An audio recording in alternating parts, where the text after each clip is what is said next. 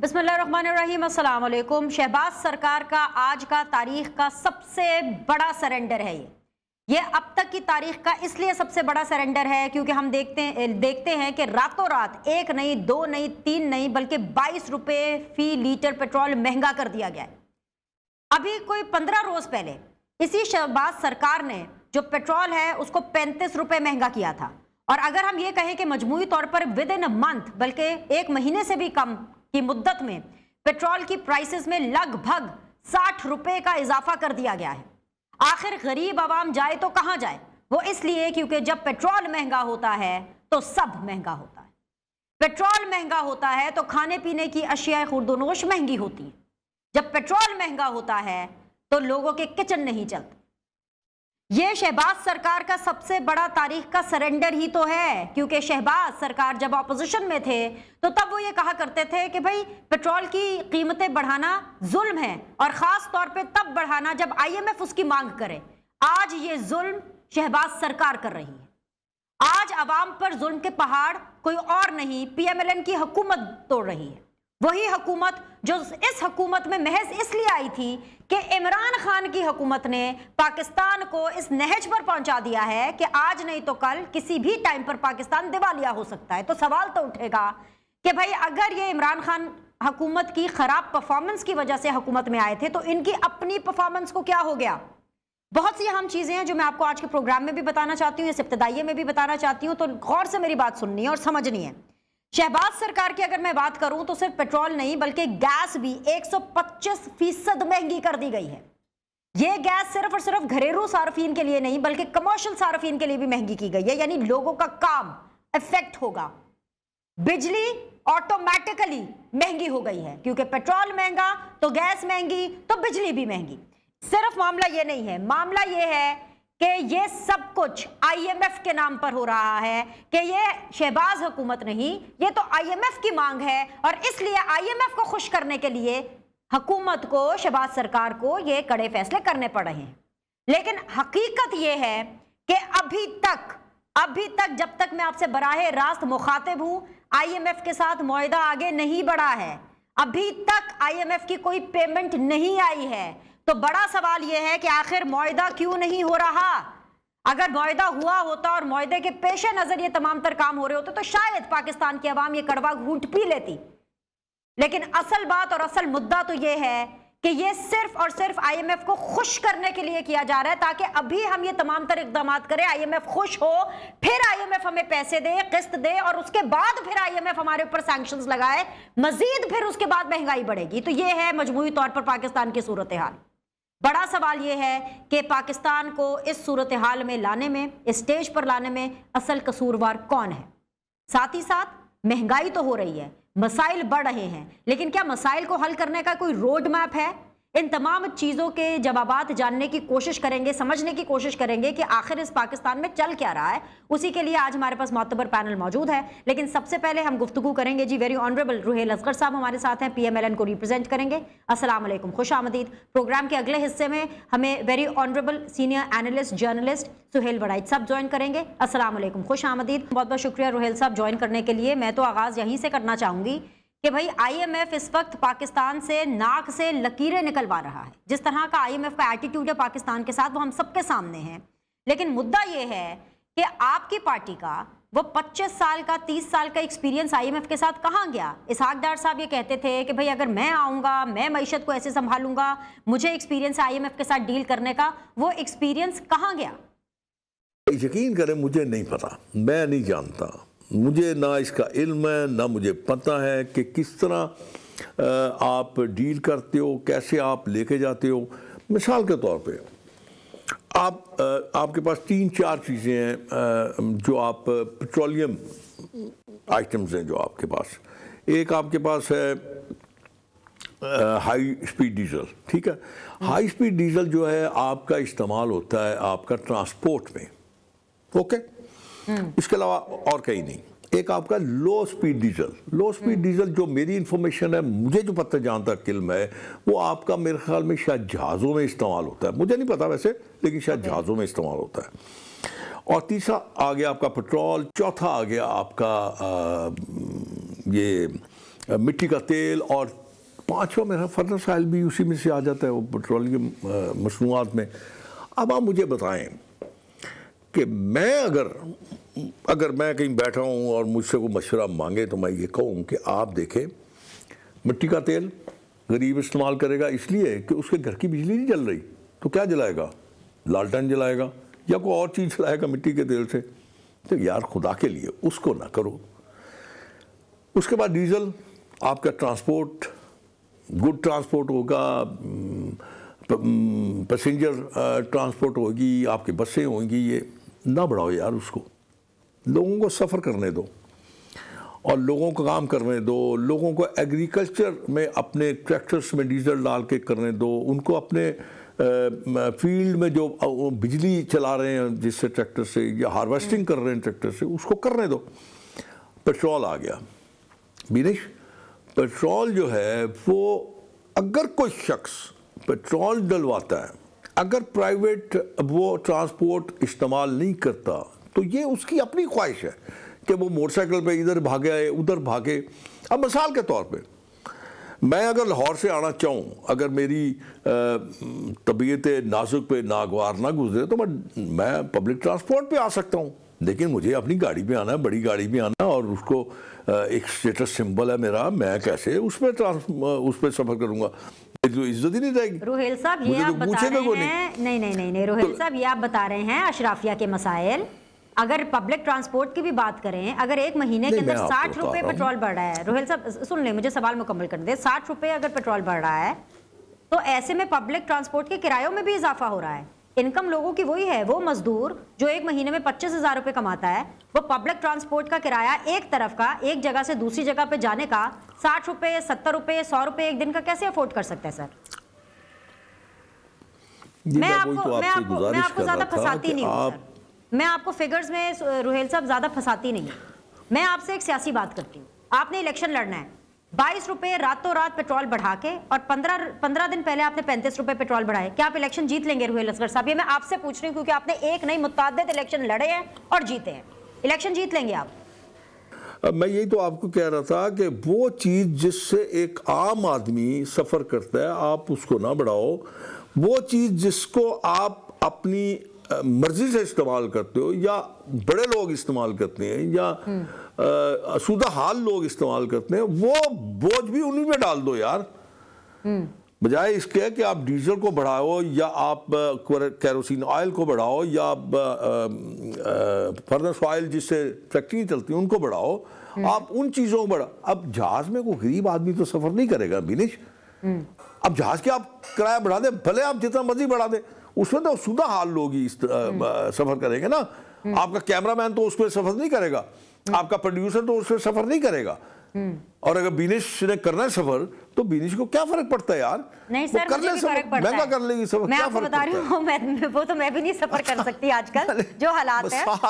بابا اس کو سیریس، روہیل صاحب میں آپ سے بڑی فرینک بات کرتی ہوں، میں آپ سے بڑی فرینک بات کرتی ہوں، آپ لوگ حکومت میں آئے تھے، آدمی ہوں مجھ سے آپ پٹھی، جی مجھے پتا ہے، اسی لیے میں آپ سے کہہ رہی ہوں، آپ کی حکومت روہیل صاحب آئی تھی اس حکومت میں کہ جی عمران خان کی پرفارمنس بہت خراب ہے، کسی نے گن پوائنٹ پر تو آپ کو حکومت میں نہیں لے کر کے آئے تھے، ایک فارمولا کی ورکنگ ہوئی کہ ووٹ آف نو کانفیڈنس۔ ایک اور چیز آپ کو ابینش، میں آپ کو ایک اور چیز آپ کو بتاتا ہوں۔ جی بتائیں۔ نواز شریف صاحب کے 4 سال آپ لے لیجئے، نواز شریف صاحب کے آپ 4 سال لے لیجئے، 2013 سے لے کے 2017 تک، آپ نے دیکھا ہوگا کہ اس 4 سال کے دورانیے میں آپ نے دیکھا کہ میاں نواز شریف صاحب نے ایک فیصلہ کیا کہ ہم آئی ایم ایف کے پاس نہیں جائیں گے، ہم اپنی اکانومی کو اپنے سورسز سے ٹھیک کریں گے۔ کیسے ٹھیک کیا؟ خوش قسمت انسان ہے، ڈیڈیکیشن ہے، کمٹمنٹ ہے، انہوں نے کیا، اور آپ نے دیکھا کہ آخری سال میں وہ وڈرا کر گئے آئی ایم ایف سے۔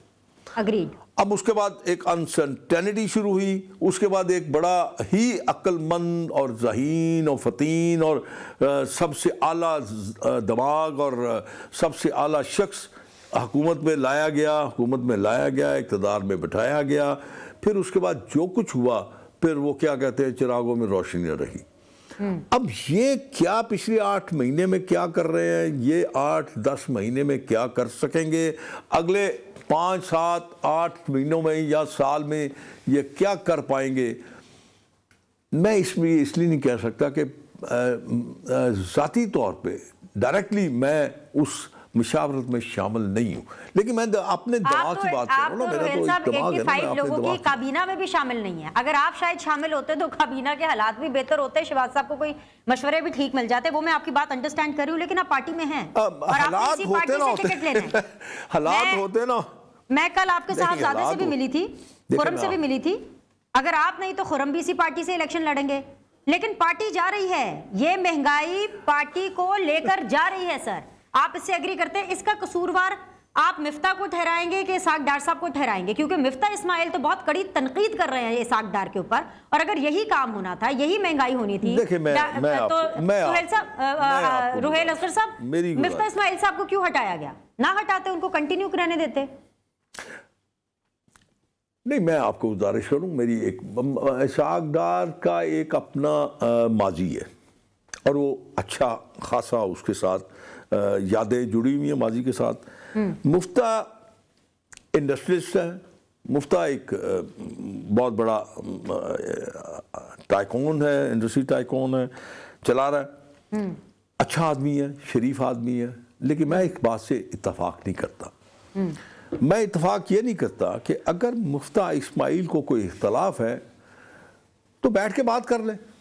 کوئی اسحاق ڈار صاحب نے ان کا کوئی ایسا نقصان تو نہیں کیا جس سے مفتاح اتنی تکلیف میں ہے. مفتاح کے پاس اگر کوئی آئیڈیاز ہیں یا کوئی چیز ہے تو کوئی چیز اس کو روکتی نہیں ہے. پرائم منسٹر سے آ کے مشاورت کر لے، میاں نواز شریف صاحب سے مشاورت کر لے، اور لوگوں سے مشاورت کر لے. اور بات یہ دیکھیں، یہ تو جگ ہنسائی والی بات ہے نا. آپ بازار میں بیٹھ کے کوئی بات کریں گے تو وہ ٹھیک نہیں ہے. یہ بات میں نے شاہدہ خان عباسی کو بلکہ اس کے منہ پہ کہی تھی. میں نے یہ بات ٹی وی پہ بھی کہی تھی اور اس کے منہ پہ بھی کہی تھی. آج شاہدہ خان عباسی صاحب ملے ہیں مریم نواز صاحبہ سے. آئی ایم شیور کہ کافی باتیں ہوئی ہوں گی، لیکن آج وہ میرا ایجنڈا نہیں ہے ٹاپک کا. ڈار صاحب نے مفتاح اسماعیل صاحب کا تو کچھ نہیں بگاڑا، لیکن یقین کریں، مطلب ہمارے بڑے محترم ہیں، بڑا اچھا تعلق ہے ڈار صاحب کے ساتھ، لیکن انہوں نے میرا آپ کا بہت کچھ بگاڑا ہے. شاید آپ تو اس کلاس سے نہیں ہیں، آپ ایک بزنس کلاس سے ہیں، لیکن ہم جیسے لوگوں کا انہوں نے بہت کچھ بگاڑ دیا سر. لیکن سر استعفے کی خبریں آ رہی ہیں. روحیل صاحب مجھے سوال تو مکمل کرنے دیں. استعفے کی خبریں آ رہی ہیں. استعفیٰ کیا اسحاق ڈار صاحب دے رہے ہیں؟ اسحاق ڈار صاحب سے مانگا جا رہا ہے؟ کیا آپ لوگ سیٹسفائیڈ ہیں ڈار صاحب اور ان کی پرفارمنس سے؟ کوئی بڑا استعفیٰ آنے والا ہے کیا؟ قسم سے مجھے کچھ پتہ نہیں ہے. میں اس معاملے سے بالکل لا تعلق ہوں. مجھے آپ مجھ سے مشورہ مانگیں گی تو میں مشورہ دوں گا نا.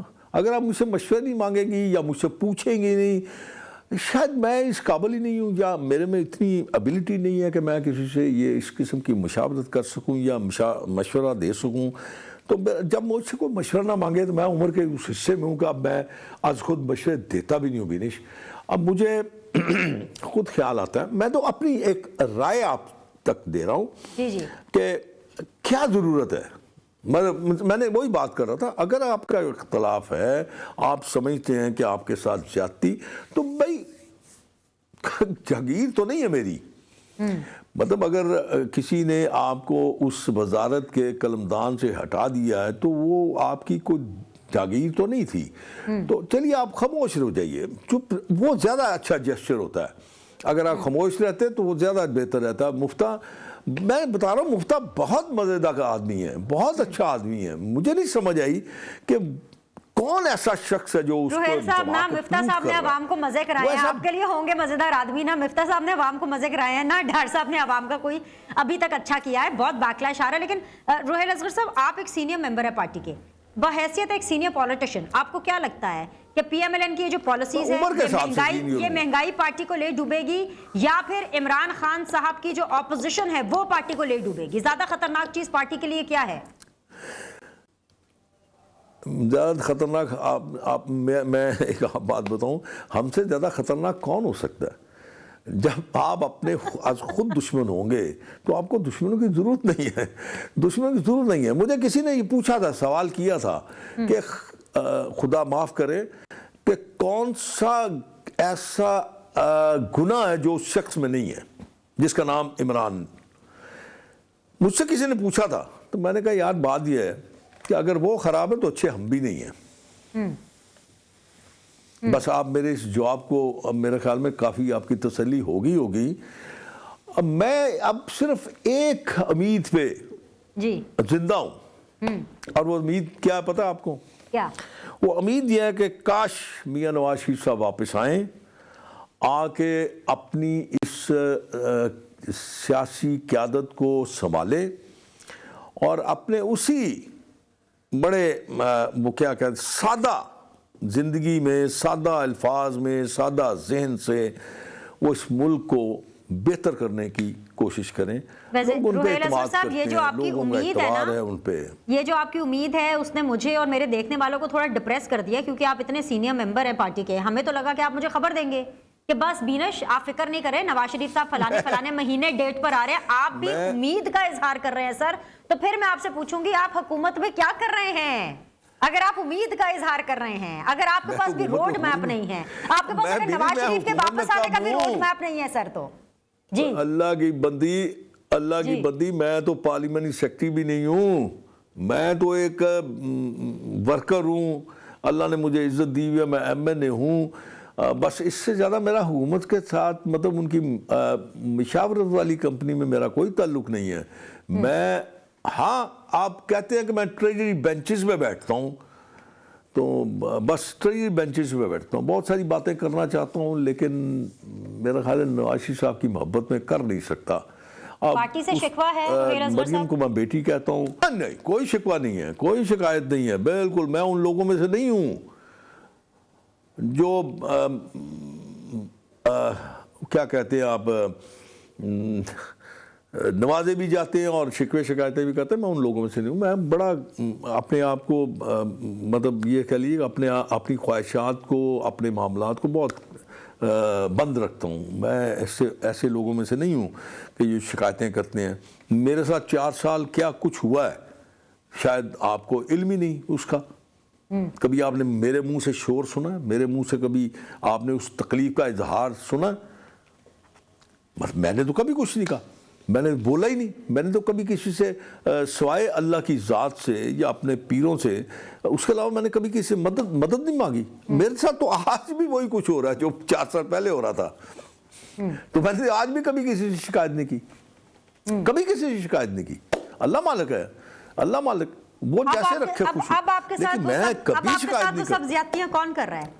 4 سال پہلے تو چلیں پتا تھا کہ کون کر رہا ہے, دشمن واضح تھے. اب آپ کے ساتھ وہ زیادتیاں کون کر رہا ہے؟ اصل میں ہوتا یہ ہے بینش, ہوتا یہ ہے کہ جب آپ کو عادت پڑ جاتی ہے نا زیادتیاں سہنے کی, تو لوگ بھی کرتے رہتے ہیں. وہ کہتے ہیں یہ تو سہنے والا ہے, اس کو اور کچھ کہہ دو, کیا فرق پڑتا ہے؟ مجھے اس سے فرق نہیں پڑتا. بہت بہت شکریہ روہیل اصغر صاحب آپ کے وقت کے لیے. آل دا ویری بیسٹ. یہاں پہ ایک چھوٹا سا بریک لیں گے, بریک کے بعد واپس آئیں گے تو سیدھی بات میں گفتگو کرنے کے سلسلے کو جاری رکھیں گے. Will be back shortly. بسم اللہ الرحمن الرحیم. السلام علیکم. آپ دیکھ رہے ہیں سیدھی بات بینر سلیم کے ساتھ. بریک کے بعد آپ لوگ کو خوش آمدید کہتے ہیں, اور پروگرام کے اس حصے میں مجھے جوائن کر رہے ہیں ویری آنریبل سہیل ورائچ صاحب, سینئر اینالسٹ ہیں, سینئر جرنلسٹ ہیں. بہت بہت شکریہ سہیل صاحب وقت دینے کے لیے. ملکی حالات ہی ایسے ہیں کہ سیاسی صورتحال کے اوپر تو ایکسٹینسولی میں آپ سے گفتگو کرنا ہی چاہوں گی, لیکن ابھی پروگرام کے پہلے حصے میں پی ایم ایل این سے روہیل اصغر صاحب میرے ساتھ تھے. آئی ایم ایف کی اس تمام تر معاملات کو جس طرح سے وہ پاکستان کو ٹریٹ کر رہا ہے, اور نون لیگ کا جو بھی ایکسپیرینس رہا ہے آئی ایم ایف کے ساتھ, اس کے اوپر انہوں نے تمام تر ذمہ داری ایک دفعہ پھر سے پچھلی حکومت پر ڈالی ہے. لیکن میں تو آپ سے سیدھا یہ سوال پوچھوں گی کہ کیا مہنگائی کا یہ بوجھ پی ایم ایل این اکیلے اٹھا پائے گی؟ ظاہر نہیں اٹھا پائے گی. اس کی بڑی پولیٹیکل کاسٹ ہے, اس کی سوشل کاسٹ ہے, اس کی جو ہے میسج پہ اس کا اتنا بڑا برڈن ہے کہ اس کی جو کاسٹ ہے وہ اٹھانا بڑا مشکل ہے. اور میرا خیال ہے کہ یہ ہونا بھی یہ چاہیے کہ یہ پورے ملک کو اس کی کاسٹ اٹھانی چاہیے. اگر صرف نون پہ اس کا برڈن پڑا تو نون کا ووٹر جو ہے وہ تو جواب دے جائے گا. میرا نہیں خیال کہ اتنا ان سے بھاری تاوان وصول کرنا چاہیے, لیکن کیا کیا جائے, حکومت ان کی ہے, انہیں کو یہ فیصلے کرنے ہیں, مجبوری ہے, جس کی حکومت ہوتی ہے اسی کو فیصلہ کرنا پڑتا ہے. سہیل ورائچ صاحب آپ تو ان معاملات کو سمجھتے ہیں, کسی حد تک ہم بھی سمجھ جائیں گے, اگر ہم نہیں سمجھیں گے ہم آپ جیسے اپنے سینئر سے رہنمائی لیں گے. لیکن پاکستان کی وہ عوام جو اس کے اندر شاید پی ایم ایل این کا ووٹر بھی ہوگا, وہ ووٹر بھی ہوگا جس نے ابھی ڈیسائیڈ نہیں کیا کہ اس نے اگلے انتخاب میں کس کو ووٹ کرنا ہے, یا سوئنگ ووٹر آپ کہہ لیجئے, کیا یہ حکومت ان کے اندر یہ بیانیہ جو کہ مریم نواز کی ذمہ داری انہوں نے لگائی ہے کہ آپ یہ بیانیہ لوگوں کے اندر ڈالیں کہ بھئی جو بگاڑ آیا ہے وہ عمران خان کی حکومت لے کر کے آئی ہے، کیا اس بیانیہ کو عوام کے اندر سرایت کرا پائے گی، عوام کو کنونس کر پائے گی کہ بھئی دیکھیں یہ ہم نہیں ہیں، یہ تو ہمارے سے پچھلے تھے جو کر کے گئے ہیں؟ میرا خیال ہے ابھی تک تو اس میں کامیابی نہیں ہوئی. ابھی تک آپ جو الیکشن کے ریزلٹس آ رہے ہیں، جو بائی الیکشن کے ریزلٹس آ رہے ہیں، اس سے ایسا لگتا ہے کہ نون اپنا یہ بیانیہ عام لوگوں تک نہیں پہنچا سکی کہ اصل میں اس اکنامک تباہی کے جو ذمہ دار ہیں وہ ہم نہیں ہیں، اس سے پچھلی حکومت ہے. کبھی کبھی کوئی آواز سنائی دے جاتی ہے، لیکن میرا خیال ہے کہ یہ ایک پاپولر بیانیہ نہیں بنا، اور نہ اس کی اتنی اہمیت ہے کہ لوگ اس کی وجہ سے ووٹ دیں. اسلام آباد کے اندر سہیل وڑائی سے بہت سی چہم گوئیاں ہو رہی ہیں کہ ایک استعفیٰ آ رہا ہے، کسی ایسی شخصیت کا استعفیٰ آ رہا ہے جو کہ حکومت کے لیے باعث ندامت ہوگا. آپ بہت ویل کنیکٹڈ ہیں، کچھ آپ کو پتا ہے کہ کس کا استعفیٰ آ رہا ہے؟ کیا وہ اسحاق ڈار صاحب ہیں؟ میرا نہیں خیال ڈار صاحب تو کور آدمی ہیں، سارے فیصلے ہی وہ کر رہے ہیں. میرا نہیں خیال کہ اسحاق ڈار صاحب کا ہے، نہ ہی میرا خیال ہے خاقان عباسی صاحب کا ہے. یہ لوگ ہلکے ہلکے ناراض تو ہو سکتے ہیں، لیکن پارٹی چھوڑ کے کہاں جائیں گے؟ ان کے پاس کوئی راستہ بھی نہیں ہے. تو یہ کہنا تو بڑا آسان ہے کہ ان کی ہلکی پھلکی ناراضگیاں ہیں، لیکن یہ پارٹی کے اندر ہی رہیں گے سارے. سہیل صاحب کوئی روڈ میپ نظر آ رہا ہے حالات کو بہتر کرتے ہوئے؟ اور روڈ میپ تو یہی ہے کہ آئی ایم ایف کے جو سائن کیا ہے اس کے مطابق اپنی اکانومی کو ٹائٹن کریں، جو ہے سادگی اپنائیں، پیسے بچائیں، اور جو حکومت کا عیش و عشرت کا نظام ہے، جو ایکسپینڈیچرز ہیں ان کو کم کریں، اور ایون ڈیولپمنٹ بجٹ کو بھی کم کریں. نان ڈیولپمنٹ کو تو کم کرنا ہی ہے. یہی واحد راستہ ہے. دنیا اسی راستے سے چل کے جو ہے وہ آگے پہنچتی ہے اور اپنے معاملات ٹھیک کرتی ہے. ہمیں بھی یہی راستہ اپنانا ہوگا. سہیل وڑائی صاحب، ایک ٹرائیکا رہا ہے جنرل فیض، جنرل باجوہ اور عمران خان صاحب کا، جس نے پچھلے لگ بھگ 4 سال اس ملک پر حکومت کی ہے. پھر اس کے بعد یہ متحدہ حکومت آ گئی. اب یہ حکومت بھی خالی پی ایم ایل این کی تو نہیں ہے، پیپلز پارٹی بھی اس میں شامل ہے، اس میں کافی حد تک ایم کیو ایم بھی شامل ہے اور دیگر جماعتیں بھی ہیں اس میں. لیکن سب سے زیادہ جو پولیٹیکل کاسٹ ہے وہ ابھی تک پی ایم ایل این اس کی ادا کرتی ہوئی نظر آ رہی ہے. یہ جو ماضی میں ایک ٹرائیکا رہا ہے، اسٹیبلشمنٹ جس کا حصہ رہی ہے، ابھی بھی کہیں نہ کہیں چاہے اسٹیبلشمنٹ یہ کلیم کر رہی ہے کہ ہم نیوٹرل ہیں، تو اسٹیبلشمنٹ ہو یا باقی پارٹیز ادر دین پی ایم ایل این، وہ اس پوری سچویشن کو کیسے دیکھ رہے ہیں؟ کیا ان کے کنٹرول میں سچویشن ہے؟ کوئی متبادل ہے ان کے پاس؟ یہ سچویشن کسی کے بھی کنٹرول میں نہیں ہے. اس کی وجہ یہ ہے کہ جو پچھلا ٹرائیکا تھا اس کو بھی یہ احساس ہو گیا تھا کہ اکانومی کے معاملات جو ہیں ان کے ہاتھ سے نکل گئے ہیں، اور اسی لیے انہوں نے جو جنرل باجوہ نے جو عمران خان کو رخصت کرنے کا فیصلہ کیا یا اس میں خاموش رہے، وہ اسی لیے کیا کہ ان کو پتا تھا کہ اکانومی آؤٹ آف کنٹرول ہو رہی ہے، اور اگر عمران خان رہے تو ڈیفالٹ ہو جائے گا.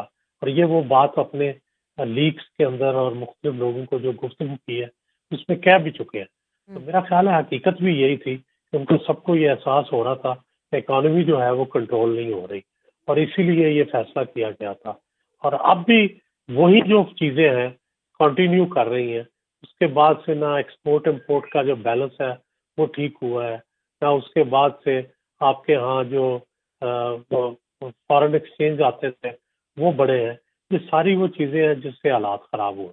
کے بعد آپ لوگ کو خوش آمدید کہتے ہیں. سہیل وڑائی صاحب، عمران خان صاحب کا تو ایک باقاعدہ طور پر ایک نیا یو ٹرن سامنے آیا ہے. جب وہ وزیر اعظم تھے تب وہ یہ سمجھتے تھے کہ اگر ایجنسیز ان کی کال ریکارڈ کر رہی ہیں تو یہ ٹھیک بات ہے، بلکہ وہ اس چیز کو انکریج کرتے تھے، اس کا بڑھاوا دیتے تھے، یہ کہہ کر کے کہ بھائی ایجنسیز نے تو پرائم منسٹر کی سیکیورٹی کرنی ہوتی ہے تو ان کو تو بالکل ریکارڈنگ کرنی چاہیے، اس میں کیا غلط بات ہے. لیکن اپوزیشن میں آنے کے لگ بھگ 1 سال کے بعد اب ان کو یہ لگنا شروع ہو گیا ہے کہ اس وقت کے آرمی چیف جو کہ جنرل باجوہ تھے، انہوں نے اپنے حلف کی خلاف ورزی کی ہے، کیونکہ وہ ان کی ریکارڈنگز کیا کرتے تھے. بحیثیت ایک آرمی چیف وہ ایک وزیر اعظم کی ریکارڈنگ نہیں کر سکتے. صرف اتنا ہی نہیں، انہوں نے بلکہ صدر کو خط لکھا ہے کہ بحیثیت صدر اور بحیثیت ایک سپریم کمانڈ پاک افواج کے وہ اس میٹر کا نوٹس لیں.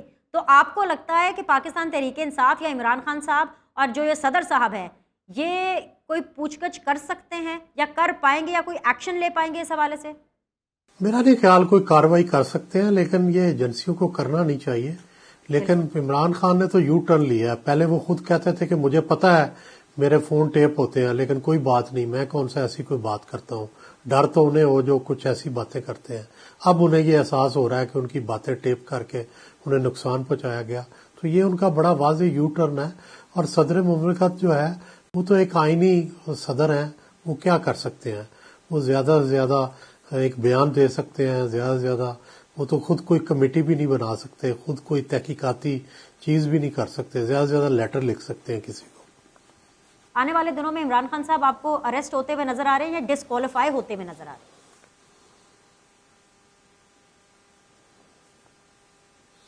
دیکھیں کچھ بھی کہنا مشکل ہے، لیکن زیادہ ڈسکوالیفیکیشن کا چانس ہے، کیونکہ اس سے زیادہ نقصان پہنچے گا عمران خان کو. گرفتاری سے تو سیاسی فائدہ بھی ہوتا ہے، ہمدردی بھی ملتی ہے، تو میرا خیال ہے کہ زیادہ انہیں نقصان سیاسی جو ہے وہ اسی پہ پہنچے گا کہ نائل قرار دے دیے گئے. تو اگر ڈسکوالیفیکیشن تک بات پہنچتی ہے سہیل ورائٹ صاحب، تو کیا جو پی ٹی آئی کا سپورٹر ہے اور وہ سپورٹر جو کہ ابھی کسی بھی پارٹی کا سپورٹر نہیں ہے اور ابھی اس نے ڈیسائیڈ کرنا ہے کہ اس کو کس پارٹی کو سپورٹ کرنا ہے، کیا اس کے اندر مزید یہ ہمدردی نہیں آئے گی عمران خان صاحب کے لیے؟ کیونکہ وہ تو پہلے سے ہی کہہ رہے ہیں، ابھی سے ہی کہہ رہے ہیں کہ مجھے ڈسکوالیفائی کرنے کی کوشش کی جا رہی ہے، مجھے سسٹم سے نکالنے کی کوشش کی جا رہی ہے.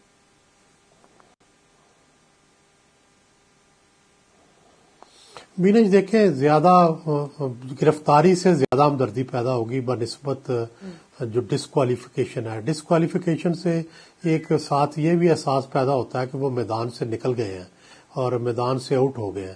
تو یہ ایک ان کے عمران خان کے جو مخالف ہیں ان کے لیے ایک پازیٹیو بات ہوگی کہ وہ یہ ثابت کر سکیں گے کہ اب تو ہمارے سامنے عمران خان ہے ہی نہیں، وہ تو ڈسکوالیفائی ہو گئے. اب ان کی پارٹی کا صدر بھی نیا بنے گا، اب ان کی پارٹی جو ہے کوئی اور ہیڈ کرے گا، تو یہ صورتحال ہو جائے گی. سہیل صاحب، انتخابات ہوتے ہوئے آپ کو دکھائی دے رہے ہیں 90 دنوں کے اندر اندر، ایک مہینہ تو آلموسٹ گزر چکا ہے، ابھی تک تاریخ سامنے نہیں ہے.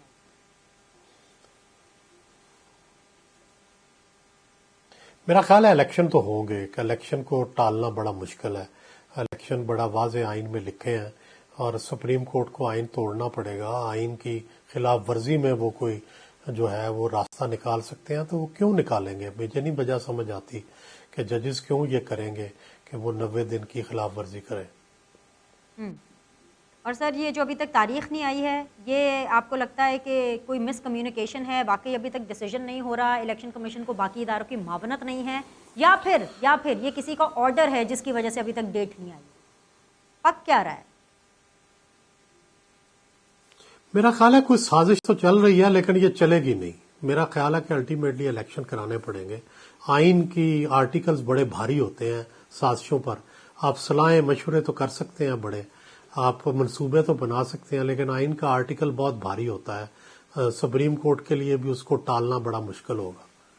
یہ جو آئین کے آرٹیکلز ہیں سہیل ورائٹ صاحب، یہ صرف سیاستدانوں پر ہی ابھی تک بھاری لگے ہیں، ابھی کسی فوجی پر، کسی عامر پر تو بھاری نہیں لگے. تو سازشیں فوجیوں اور عامروں کے بغیر ہوتی بھی نہیں. دوسرے تو مانتے نہیں نا. نہیں، دوسرے یہ دیکھیں، فوجیوں اور عامروں کے خلاف فیصلے بھی تو آئے ہیں نا. پھر انہوں نے ان کو پھانسی پہ لٹکانے کو بھی تو کہا ہے نا. جب وہ آئین کے آرٹیکل کو چھیڑتے ہیں تو اس سے آپ بغاوت کے مرتکب بھی ہو جاتے ہیں. پھر آپ آرٹیکل 6 کے جو ہے سزاوار بھی ٹھہرتے ہیں. تو یہ بڑا سوچ سمجھ کے کرنا پڑتا ہے. اور جو نہیں سوچتے سمجھتے پھر وہ اس کے، آپ کو پتا ہے، اس کا نشانہ بھی پڑنا پڑتا ہے. چلیے، ایک اور چیز بس، آخری 2 منٹ رہ گئے ہیں تو میں ویری کوئکلی آپ سے 2 سوال آپ کے سامنے رکھ دیتی ہوں سر. ایک تو سب سے پہلے یہ کہ جس طرح سے پی ایم ایل این ایک نیریٹو بنا رہی ہے، مریم نواز تو خیر ڈیفینیٹلی اس کو یہی کہہ رہی ہیں کہ اب عمران خان صاحب جو ہیں وہ عدلیہ کے کندھوں کے اوپر چڑھ کے اقتدار میں آنا چاہتے ہیں. پھر چیف جسٹس صاحب کے کچھ ریسنٹ ریمارکس تھے جن کو لے کر کے سینٹ ہو، ہمارے جو سینیٹرز ہوں، انہوں نے کافی تقاریر بھی کی. پھر خیر اس کا ایک سارٹ آف ریبٹل بھی آیا اٹارنی جنرل کے خط کے ذریعے، جو کہ انہوں نے وفاقی وزیر قانون کو لکھا، اور اس کے اوپر بھی ایک ریبٹل آیا دوبارہ سے سینیٹر رضا روانی صاحب کا. تو یہ جو تمام تر عدلیہ سے ریلیٹڈ معاملے چل رہے ہیں، یہ انتخابات کے حوالے سے بھی اگر جایا جا رہا ہے عدالتوں میں، عمران خان صاحب ریلیف کے لیے بھی جانا چاہتے ہیں تو عدالت میں جانا چاہتے ہیں، مریم نواز صاحبہ بھی اگر اپنا کوئی سیاسی بیان دے رہی ہیں اس کو بھی عدالت کے اوپر ہی بیس کر رہی ہیں. تو یہ عدلیہ کا رول جو ہے کیا اسٹیبلشمنٹ کے رول سے زیادہ ہو گیا ہے اس ٹینیور میں؟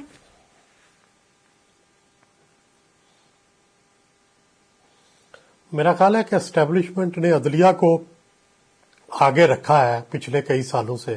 بہت سارے فیصلے، نواز شریف کی نااہلی کا فیصلہ اور بہت سارے فیصلے جو ہیں وہ ان سے کروائے ہیں.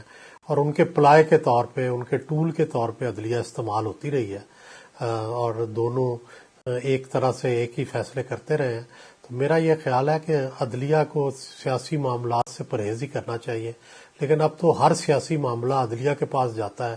سیاستدانوں کو بھی کچھ اپنے معاملات خود طے کرنے چاہیے اور ہر چیز عدلیہ کے پاس لے کے جانے سے پرہیز کرنا چاہیے. بہت بہت شکریہ سہیل وڑائچ صاحب آپ کے وقت کے لیے. اس کے ساتھ ہی ہمارے پروگرام کا وقت ختم ہوتا ہے. سہیل وڑائچ صاحب کا بھی شکریہ، اور پروگرام کے پہلے حصے میں ہمیں روہیل اصغر صاحب نے جوائن کیا تھا، ان کا بھی بہت بہت شکریہ. آج کے لیے اتنا ہی. آپ لوگوں سے منڈے کو ملاقات کریں گے. فیڈ بیک کا انتظار رہے گا.